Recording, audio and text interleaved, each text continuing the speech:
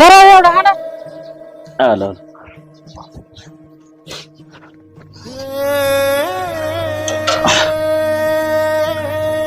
अयो आता काय झालं फुगायला?